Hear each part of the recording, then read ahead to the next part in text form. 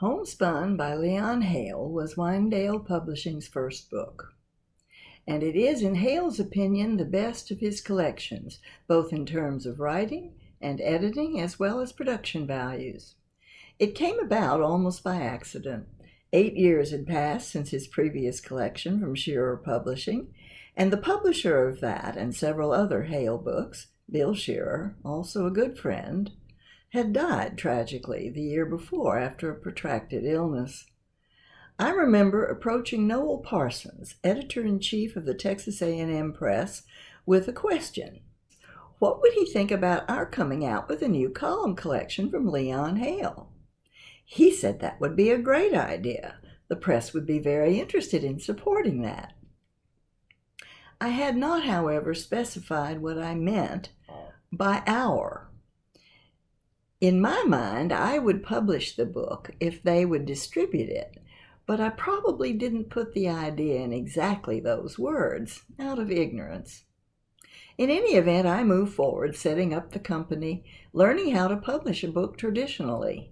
This was before all of those self-publishing platforms we have today came along. When I got back to Noel about the book, he quite generously fulfilled his part of the misunderstood agreement, and I was allowed to bring my company into the Texas A&M University Press Consortium, now called the Texas Book Consortium, which continues to distribute our books.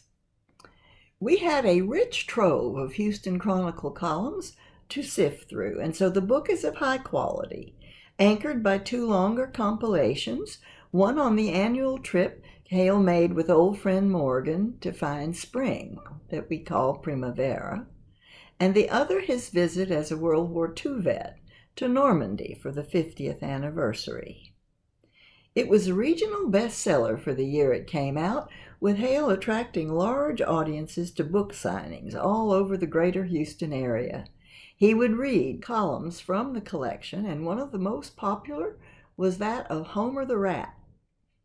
The excerpt that follows is the entire story of Homer, read by the author in October 2020.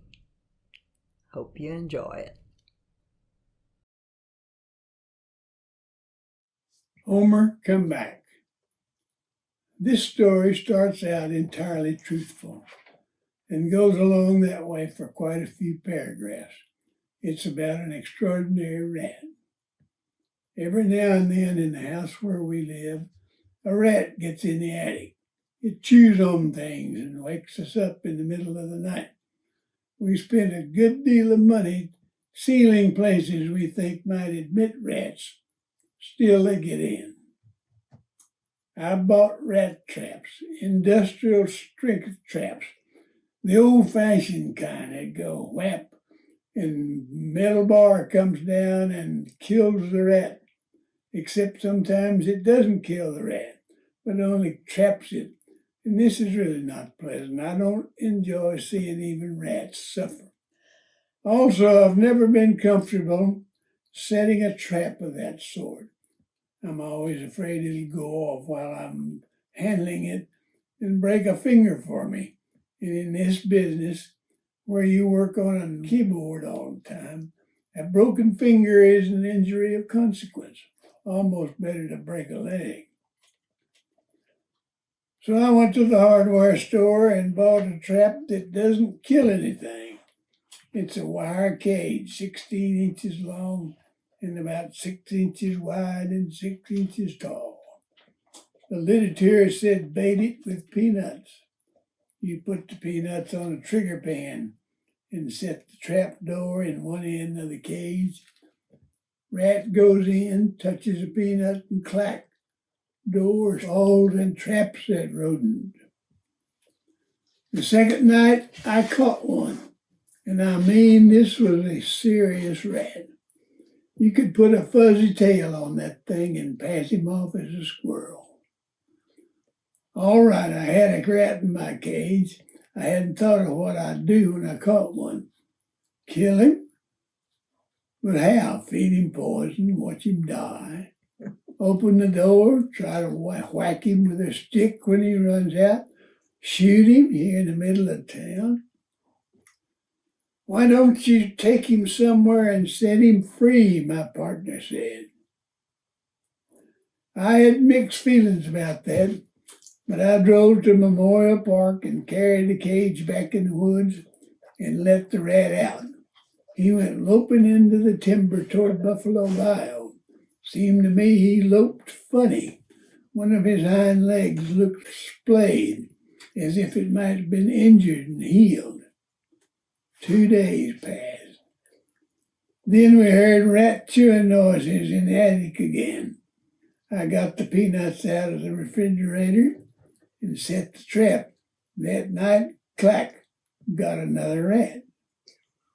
I noticed this second one had the same kind of splayed hind foot the first one had. Made me laugh at myself for even thinking it might be the same rat. But just for fun, I opened a can of white enamel out of the storage closet and found a small brush, and I dabbed that rat's tail before I took him away, with about an inch of his tail showing bright white. This time I drove way outside the loop on San Felipe, turned the rat loose under the Buffalo Bayou Bridge a little way west of Voss, and measured the distance back home, 5.1 miles. I kept the trap baited in the attic. Nothing happened for 5 days. Then about 4 o'clock one morning, clack, climbed up to check, and there he was, looking scruffy and tired, chomping on his peanuts. The paint on his tail identified him well enough, though it was flaked and dim. I kept him round for a couple of days and let him rest and fatten up some. Then I freshened his tail paint and named him Homer. Drove him out the Katy Freeway to Texas 6 and let him loose in the parking lot of a hotel. He got out and sniffed and looked at the sun and loped back east and was home again in 11 days. Well, you can see why I got pretty excited about this discovery, a homing rat. Figured I might make money off of him some way. But now I've fouled up. For the final test, I carried that rat 30 miles from the house, set him down along FM 1463 south of Katy.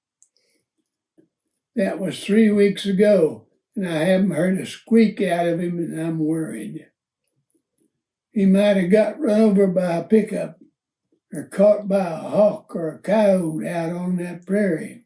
I'm asking folks west of town to watch out for my rat.